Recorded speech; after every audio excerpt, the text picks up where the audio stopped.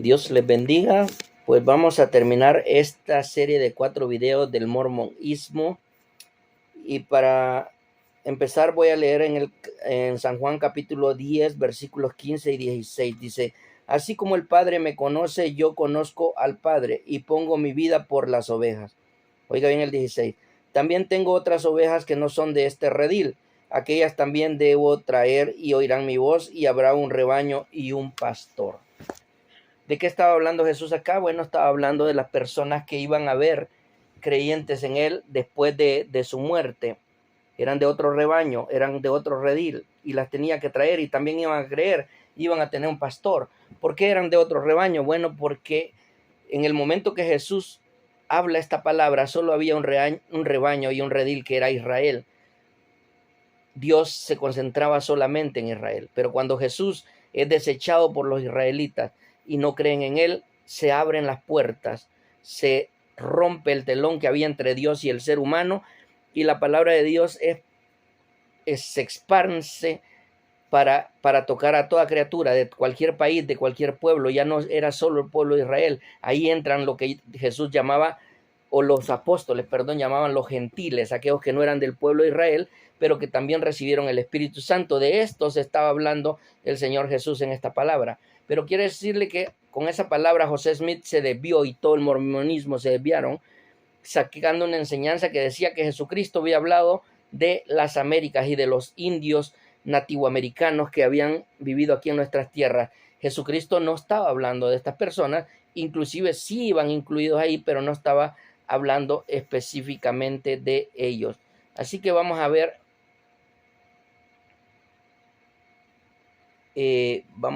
qué nos dice esa palabra aquí. Perdón que interrumpa, pero tengo que buscar algo por acá. De ahí nos vamos a basar para ir a estudiar lo que José Smith le enseñó a la iglesia, que dijo que Jesucristo había estado en las Américas predicando el evangelio, enseñando a la gente cómo vivir, y que les enseñó a levantar grandes templos para que lo adoraran. Imagínense qué cosa más terrible lo que decía. Vamos a hacer una conclusión. Dice: verdaderamente espero que estos artículos sean de gran ayuda para quienes dialogan o están interesados en conocer un poco de las falsas doctrinas de los mormones en la Biblia. Todo lo que hemos estudiado, ha salido de estos libros, y definitivamente creo que sí nos van a ayudar para darnos cuenta que estaban mal los mormones y sus enseñanzas. Pero vamos a ir arriba. Dice: ahora Cristo dijo que de ambas clases de ovejas iba a ser un solo rebaño. Así que si los judíos son unas ovejas y los gentiles otras, ¿cuándo se cumplieron las palabras de Cristo? ¿Acaso se cumplieron hasta que él vino a América? No. La Biblia muestra que las palabras de Cristo dieron a la entrada por su muerte a los judíos y su iglesia, y también a los gentiles. ¿Se acuerdan dónde se cumple esta palabra? Bueno, cuando Pedro da el sermón después de lo que pasó en Pentecostés, todos llenos del Espíritu Santo, habían gente de todos lugares y decían: estos están borrachos, están llenos de mosto. Y Pedro se para y le dice: señores, estos no están llenos de mosto, porque apenas estamos en la mañana, apenas es la hora novena. Dice: lo que estos tienen están llenos del Espíritu Santo. Y empieza a decirles: aquel Cristo que murió en esta ciudad, porque estaba en Jerusalén, murió en esta ciudad crucificado por nuestros líderes, ese mismo Jesucristo os extiende ahora su gracia para que vosotros también entiendan la palabra. Dice: es por eso que oyen a estos hablar en sus lenguas. Cuando los apóstoles no eran ningunos preparados, ninguna persona llena de estudio, pero estaban hablando en lenguas griegas, hebreas, romanas, de diferentes lenguas, y toda la gente que estaba congregada ahí en Jerusalén, que era de otros países, se quedaban admirados. ¿Cómo estos hablan nuestra lengua? Dice: si son personas del vulgo, o sea, personas comunes y corrientes, quisieron decir en ese momento. Pero vamos a más allá. Dice: desde luego que comparar lo que dice la Biblia con lo que dicen los mormones es necesario analizar el texto en cuestión, así como textos paralelos al mismo. El texto dice: también tengo otras ovejas que no son de este redil, aquellas también debo traer y oirán mi voz, y habrá un rebaño. Ya lo expliqué, el Señor hablaba de las ovejas de los gentiles, no hablaba precisamente de las ovejas que habían en este nuevo mundo que es América, como lo dicen los mormones. Dice: En cuanto a los dioses que el folleto menciona, enseñó Cristo que hay un Padre y una Madre Celestial.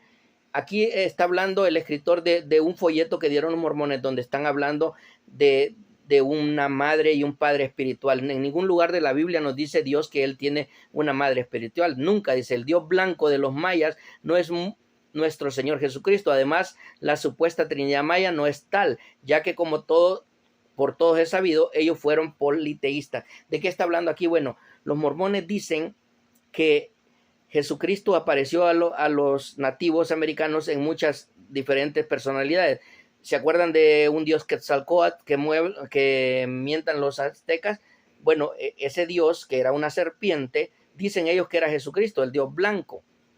Por lo tanto, no es cierto. Dicen ellos que este dios se les apareció para decirles que hicieran grandes templos y lo adoraran. Bueno, hay que diferenciar la verdad de la mentira acá. Que se les apareció Quetzalcóatl, sí les creo yo a los mayas, y que les dijo que hicieran templos para adorarlos, también les creo, pero que era Jesucristo, no. Ahí es una mentira de los mormones, porque Quetzalcóatl no era otra cosa que Satanás, el dios serpiente, la bestia, el enemigo de nosotros. Y esos templos que construían los mayas, sí, efectivamente era para que lo adoraran. Se recuerdan que ahí mataban personas, los tiraban al fuego, los decapitaban, dejaban que la sangre escurriera por todo eso, porque ese es el trabajo que hace Satanás. A Satanás le gustan los sacrificios humanos, pero ese no es Cristo. Jesucristo no pide sacrificios de esos. Nunca podemos comparar los sacrificios que hacían los nativos americanos con lo que Jesucristo pide, jamás. Pero los mormones están diciendo que sí. Vamos a ver los análisis históricos que supuestamente dan ellos. Dice, tomando en cuenta la gran ignorancia que impera en el mundo, muchos aceptan como una verdad probada que todos estos divinidades sean la misma persona, es decir, Jesucristo. No obstante, hasta consultar hasta los antropólogos e historiadores para darnos cuenta que, contrario a lo que pretenden los mormones, tales divinidades no se refieren a la misma persona, no se refieren al mismo Dios. Otra cosa importante que aprendamos de la antropología y la historia sobre esta cuestión es que tales divinidades dentro de la mitología que las rodea vivieron en épocas distintas. Además, y cabe mencionar que es una observación importante, todo esto, estos personajes tienen características, voy a mover un poquito otra vez la cámara, características distintas entre sí, las cuales son significativas, y vamos a afirmar que sí se trata de Jesucristo. Como les dije, todos estos dioses paganos de los indios nativoamericanos eran demonios. Claro, no eran los mismos demonios, eran diferentes. Estaba el Cebú, estaba Baal, está Amón, miles de demonios. Y para que usted entienda lo que estoy hablando, vaya y lea un poquito de demología, que ahí hay un montón de demonios diferentes y cada uno pedía sacrificios diferentes, cada uno tenía una manera de actuar. Es por eso que los dioses de los nativoamericanos eran demonios, pero no eran iguales, y estos dicen que era Jesús. Ahora, otra cosa, que supongamos que le creyéramos por un poquito que era Jesucristo. Recordemos que Jesucristo predica el Dios único, un solo Dios. Los mayas no adoraban un solo Dios, ellos tenían muchos dioses, un Dios para el maíz, un Dios para el sol, un Dios para la danza, un Dios para la guerra, miles de dioses. Pero vamos a ver qué más dice. A pesar de lo que los mormones afirman hoy me estoy pasando a otro tema, no quiero entrar tanto y tampoco me quiero desviar de esta enseñanza, así que vamos a ir a terminar esto. Porque hay otro tema que les voy a traer después. Pero dice, mientras buscaba en los diferentes documentos mormones que tengo en mi poder, dice el escritor del libro, encontré un folleto que llamó mucho mi atención, el cual leí muy detenidamente y del cual deseo presentar algunos comentarios. Antes que nada, permítame darle el título del mismo. Dice, Cristo en América. Se llama el folleto que los mormones reparten, que yo lo vi en algún momento. Ellos dicen que Jesucristo vino a América a predicar el evangelio.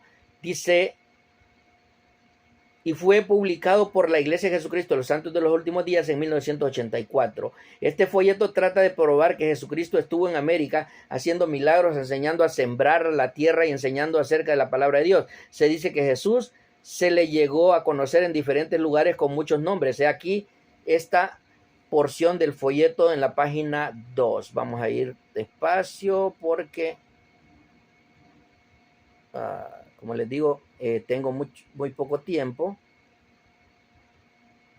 y no quiero perder demasiado tiempo buscando lo que les quiero hablar.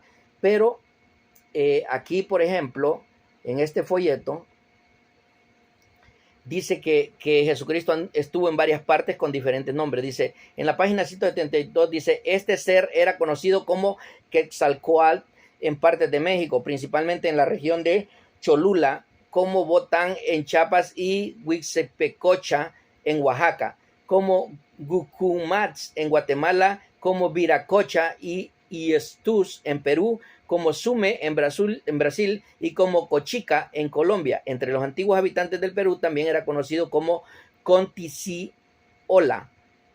Tisi significa al mismo tiempo crear y la luz, gran fulgor.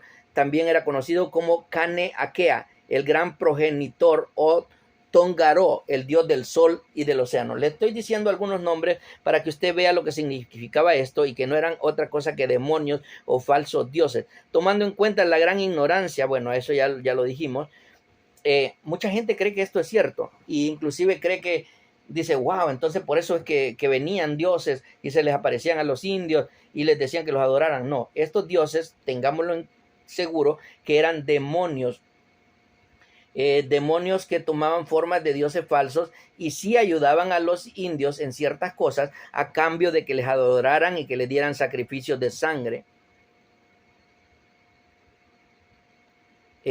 Porque eso es normal entre los demonios, este tipo de cambio con los humanos para que les den adoración, porque eso es lo que ellos buscan, que los seres humanos le adoren. Pero vamos a ir al último punto que quiero compartir con ustedes. Y es la poligamia. Quiero hablar de lo que es la poligamia. De los mormones, que fue una de las cosas que ellos dejaron claro que la iglesia apoyaba al principio. Ya les voy a decir por qué posteriormente no dejaron de ver esto como una enseñanza. Bueno, para empezar, les voy a decir que José Smith dijo que recibió revelación de Dios que podía tener varias mujeres, así como lo había hecho en el Antiguo Testamento David, Salomón y todo ello. Dijo él, bueno, yo también soy un hijo de Dios, yo también tengo que tener muchas mujeres. Les quiero contar algo específicamente de José Smith. Tuvo 40 mujeres, solo una de ellas en realidad estaba casada legalmente con él. Los otros casamientos fueron casamientos falsos, como los que hoy en día han hecho algunas personas. Se recuerdan Eugenio Derbez, que dice que tuvo un matrimonio falso con una artista por ahí. Bueno, algo así era lo que hacía José Smith. ¿Y cuál era la manera de operar de José Smith? José Smith iba con los miembros de la iglesia y le decía, mire hermano tal, usted tiene una hija de 16 años, bueno, me gusta y Dios me reveló anoche en el sueño que ella va a ser una de mis esposas. Y recuérdese que esto es una bendición para su familia, que su hija sea la esposa de un varón de Dios. Entonces le lavaba el cerebro tanto que aquel hombre decía, sí, está bien, profeta, le voy a dar a mi hija. Y así José Smith tuvo 40 mujeres. Entre esas 40 habían 14 menores de edad, desde 14 años a los 16. Habían 14 muchachas que fueron esposas de José Smith. Y después de José Smith viene otro profeta, que ya les dije yo, se llama Brigham Young. Bueno, Brigham Young también llega a tener como 16 esposas. La diferencia es que Brigham Young ya no tuvo esposas menores de edad como José Smith, él agarró esposas normales. Y esta fue una práctica de los mormones en los primeros años de la iglesia, tanto así que fue una de las maneras como ellos agarraban personas, porque habían muchos hombres perversos que querían tener varias esposas y decían, bueno, si me lo permite la iglesia, yo me hago mormón. Al grado de que se habla en algunos libros que algunos mineros de California, en California había escasez de mujeres y muchos hombres, por lo tanto no habían esposas para todos. Bueno, muchos descendían desde California a Utah, que no es muy lejos, algunas horas de camino hoy en día, en aquel tiempo eran días porque no habían carreteras, y se hacían mormones, tomaban 5 o 6 esposas y iban a California y allá las vendían a sus esposas para los hombres que no tenían. Imagínense cuánta perversidad había detrás de la iglesia. Pero vamos a entrar a lo que dice aquí. Dice, según los apóstoles, dice que Pablo le dice que es permitido al hombre tener solamente una mujer y la mujer tener su propio marido. Así el hombre debe tener solo una mujer. Todo el capítulo nos muestra que el matrimonio se compone de un hombre y una sola mujer, a quien tiene cuidado de agradar al hombre casado. Vamos a ver. A su mujer, no a la Biblia, dice.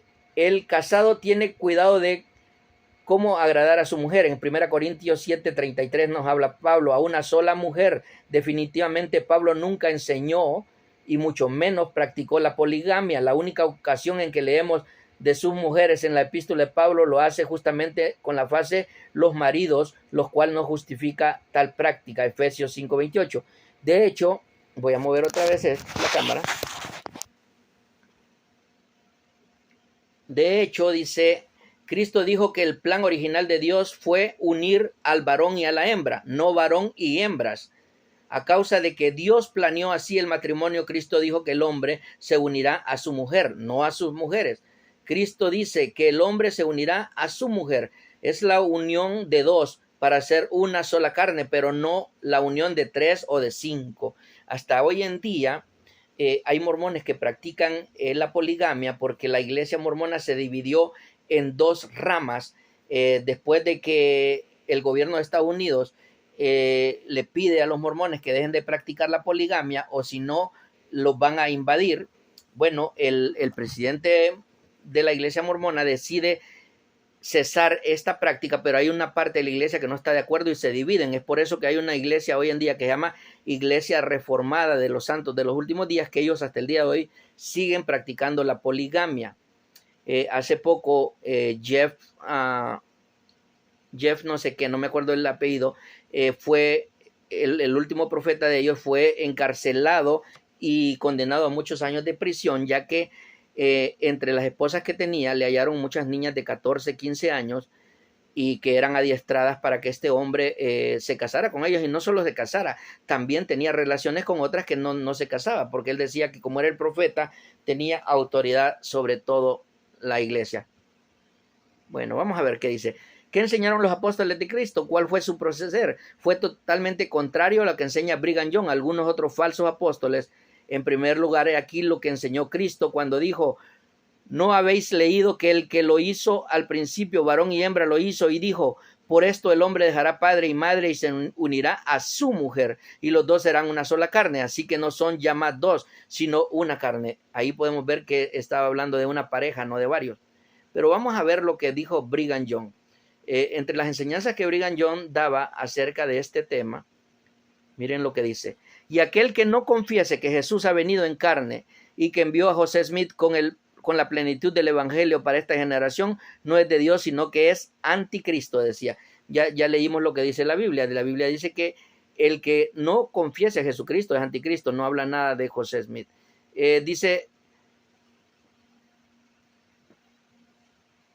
bueno, esta ya la habíamos leído. Quería leer unas que habla Brigham Young acerca de la poligamia, y en una de ellas dice que es maldito el hombre que no acepte lo que José Smith mandó de tener varias mujeres, y él dice no entrará al reino de los cielos. Imagínate, o sea, en otras palabras está diciendo, si tú no aceptas la poligamia no puedes entrar al reino de los cielos. Pero vamos a ver si hay algo otra escritura antes de seguir con esto. Bueno, parece que ya no. Bueno, vamos a ver aquí.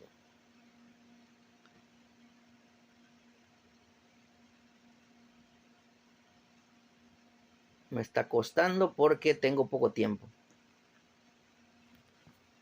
Dice, ese mismo informe cuenta que el polígamo ha denunciado que los líderes... bueno, esto sí me interesa compartirlo con ustedes. Dice, el primer juicio de poligamia en Estados Unidos en 50 años se resolvió el viernes por la noche en Provo, Utah. Dice, con el veredicto de culpable contra Tom Green, un mormón que está casado con 5 mujeres y que tiene 29 hijos.